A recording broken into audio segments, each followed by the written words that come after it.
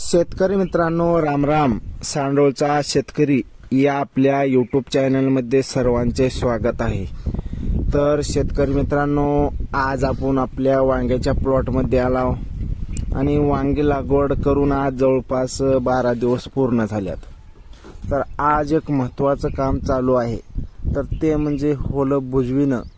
हे अत्यंत महत्त्वाचं आहे. कितव्या दिवशी बुजवायला पाहिजे, काय करायला पाहिजे, ही सविस्तर माहिती आपण अगदी कमी वेळामध्ये या व्हिडिओमध्ये पाहणार आहोत. तर शेतकरी मित्रांनो, मल्चिंग पेपरचे आपण होलं बुजवणं हे अत्यंत महत्त्वाचं आहे. आपल्या सुरुवातीच्या 3 आळवण्या झाल्यानंतर आपल्याला हे होलं बुजवून घ्यायचं. तर हे 3 आळवण्या आपल्या 12व्या दिवशी होणार आहेत पूर्ण.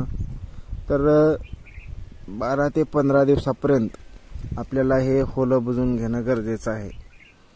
कारण होलं जर मोकळे ठेवलो तर त्याच्यामुळं झाड आपलं वाऱ्यामुळं हालतंय, डगमगतंय.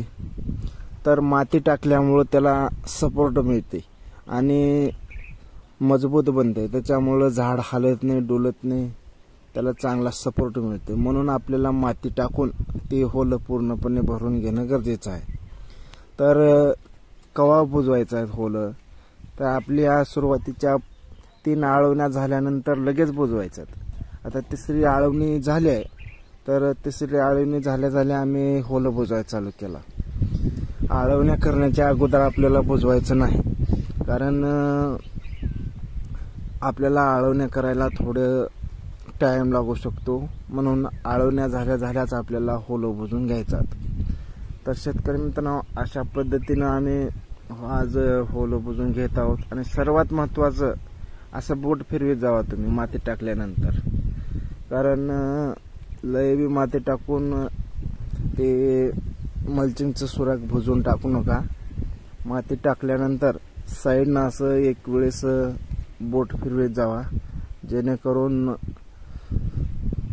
मल्चिंगची भाप सुद्धा हे निघून गेली पाहिजेत. तर अशा पद्धतीनं माती टाका. तर शेतकरी मित्रांनो, व्हिडिओ आवडला असेल तर व्हिडिओला लाईक करा, इतर शेतकरी मित्रांपर्यंत शेअर करा. धन्यवाद.